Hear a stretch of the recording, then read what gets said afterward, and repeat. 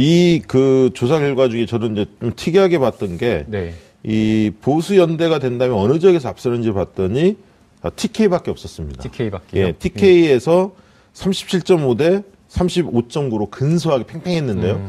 보수 연대가 조금 더 앞서는 걸로 나왔고, 다만 그 부산 경남 울산이라는 PK 전략적 요충지라고 볼 수 있을 텐데요. 집권 야당 측면에서 보면 거기에서는 40.9 대 29.8로 11% 포인트 정도를 진보 연대가 이기는.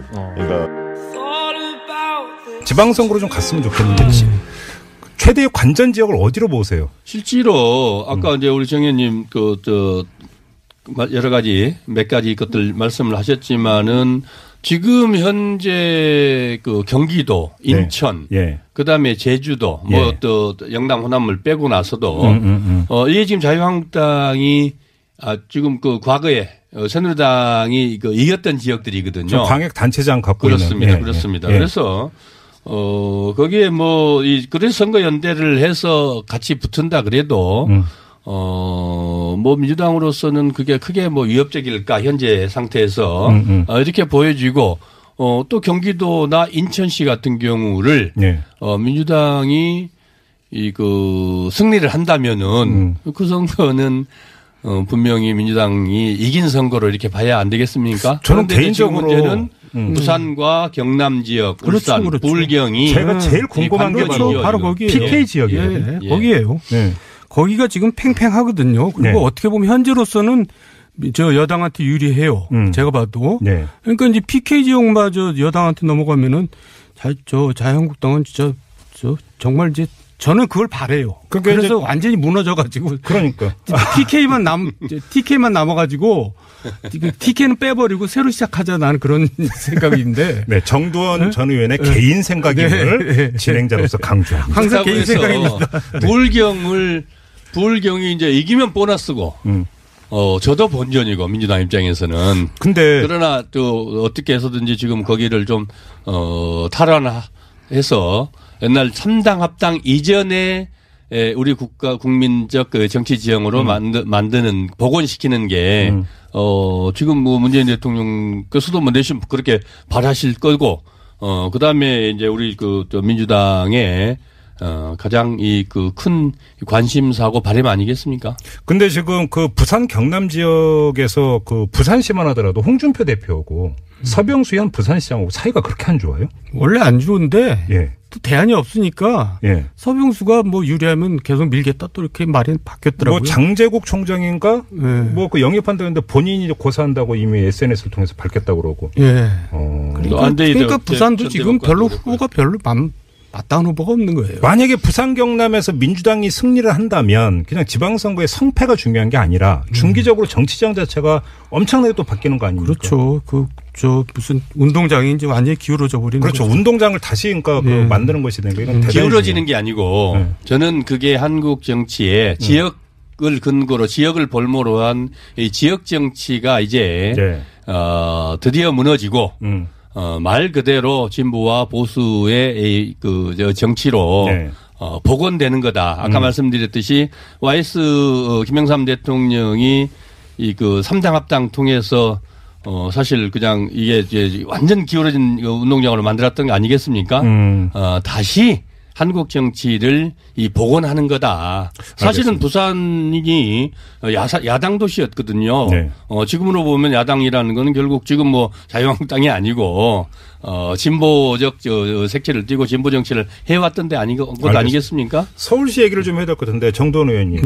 홍정욱 전 의원은 가타부터 말이 없던데 어떻게 전망하세요? 아니 지금으로서는 여론조사가 해보면 안 되니까 가만히 있는 거죠. 뭔가 좀 이제 호전이 되면 그때 나갈까 뭐 이제 그러고 있는 거예요. 그럼 홍정욱 전 의원 입장에서는 만약에 호전이 된다면 나올 의사는 있다 이렇게 읽으세요? 뭐 그렇겠죠. 자기가 뭐 가능성 있으면 왜 안 나오겠어요. 지금은 간 보고 있다. 굉장히 어려우니까 저러고 있는 거예요. 간 보고 있다. 그리고 이제 차가분은 좀 전에 말씀 주신 거에 대해서 제가 좀 해몽이 너무 좋으신 것 같은데 사실 지난 총선 때 생각해 보세요. 그때 무슨 우리 국민들 유권자들이 진보적인 성향이 많아져서 야당이 이겼습니까? 그게 아니라 너무나 말도 안 되는 박근혜 정부 또 그리고 그때 한나라당에서 새누리당에서 말도 안 되는 일들을 벌인 거 아니에요? 유치찬란한 일들을. 네.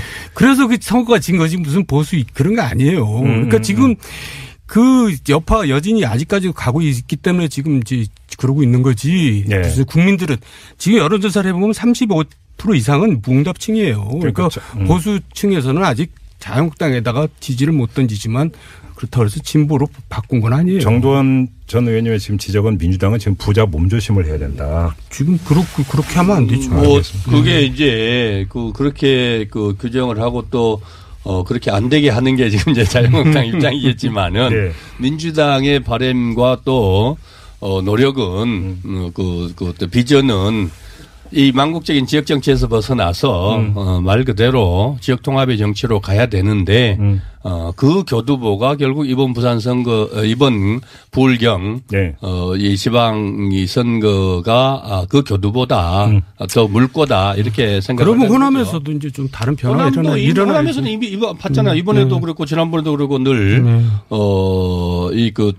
자유한국당 선택해서 했잖아요. 자, 그리고 궁금한 게 지금 안철수 대표는 합당을 하면 지방선거에서 최소한 이길 수 있다. 자유한국당은. 그러면 이 계산법을 하면 민주당 약세 지역에서는 광역을 당선시킬 수도 있다. 이런 계산법 아니겠습니까? 단순화시키면. 이런 계산법은 어떻게 평가하세요? 그 양반은 일단 그렇게 주장을 해야죠, 지금. 네. 근데 뭐 계산이 네. 별로 이상한 계산 같은데요. 별로 현실성이 없어 보이죠. 현실성이 없다. 네. 설득력이 없어요. 네? 누가 후보나 낼 수 있을지 모르겠다고 본인 외에. 네. 아까 정도원 의원님 말씀하신 것처럼 이 정당 지지도가 낮으면 가장 선거에서 힘든 게 후보 구하는 거거든요. 네. 국회의원 선거야 뭐 기존에 하시던 분들이 있으니까 네. 거기에 조금 더 보태고 또 사실 국회의원 선거는 그 구역이 작기 때문에 개인기를 가지고도 충분히 할 수 있어요. 네. 그러나 이제 이 광역 단체장 선거는 네. 선거가 커서 개인기로 가지고 이 선거하기는 어렵거든요. 그렇죠. 그러면 결국은 이 국민들의 인지도가 높고 국민들에게 비전을 주는 정치인을 찾아내야 되는데 네. 그런 분들은 지금 뭐 부산에서 뭐 자유한국당이 간절히 원했던 장제국 아까 말씀 총장이나 안대희 뭐 전 대법관 뭐 그런 분들이 우리 국민들 보기에 적격인지는 모르겠지만 그분들조차도 지금 안 하겠다. 예. 뭐 홍정욱 전 의원도 지금 아직까지는 좀 그러고 있는 거 아니겠습니까? 그처럼 인재 찾아내기가 쉽지 않거든요. 찾아내기 쉽지 않다는 건 당선되기 어려운데 가서 본인이 희생하겠다. 네. 정치인 아닌 곳에는 그런 희생을 감수할 이유가 하나도 없지 않겠습니까? 지금 포항 여진이 계속되네요. 또 7시 42분경에 또 여진이 또 있었다고 걱정이네요. 합니다. 같은 네. 지역에서 2.3 규모의 여진이 또 발생을 했다고 하는데요. 갑자기 여진이 또 다시 많아지고 있는 것 같은데요. 걱정되네요. 그러게요. 좀 걱정됩니다. 현장 상황 들어오는 대로 계속 알려드리도록 하고요. 이제 좀 마무리를 해야 될 것 같은데 두 분은 안 나가십니까? 어딜요? 지방선거. 제가 배운 게 도둑질이라고 정치를 하다 보니까 지금 방송에 나와서 정치 얘기를 하는데 저는 네. 사실 정치 얘기 자체가 재미없고 하기 싫거든요. 근데 무슨 정치, 선거에 출마까지 합니까? 아니요. 혹시 이게 권유 안 받으셨어요? 권유는 누가 해요? 저 같은 사람.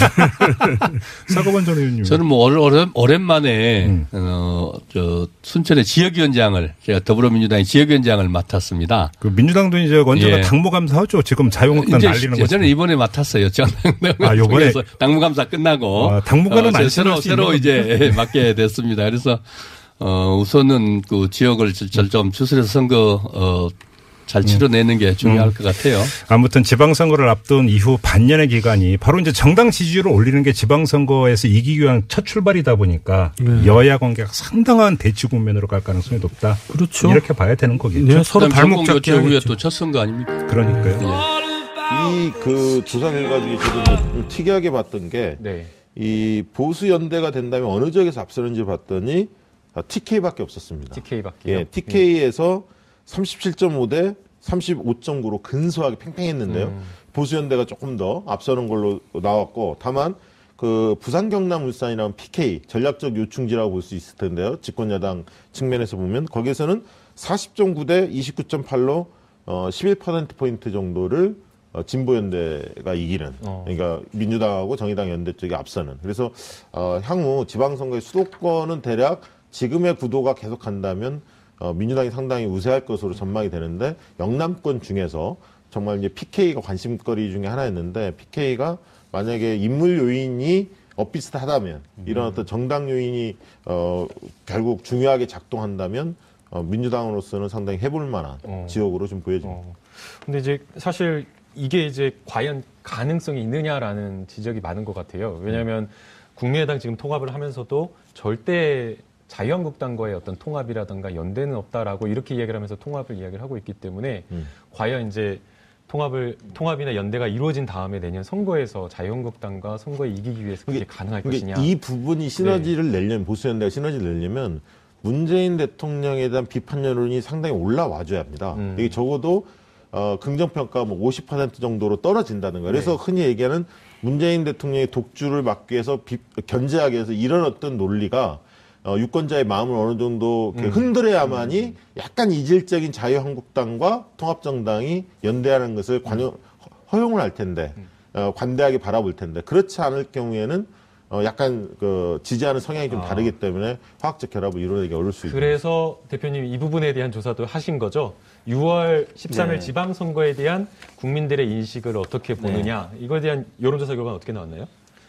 이번 6.13 지방선거의 의미가 문재인 정부 무능 실정 심판이냐 아니면 이명박 박근혜 정부 적폐 심판이냐 두 가지 의미 중에 어느 의미에 공감하는지 물어봤는데 이명박 박근혜 정부 적폐 심판이라는 의견이 59.2%로 10명 중에 6명가량으로 나타났고요.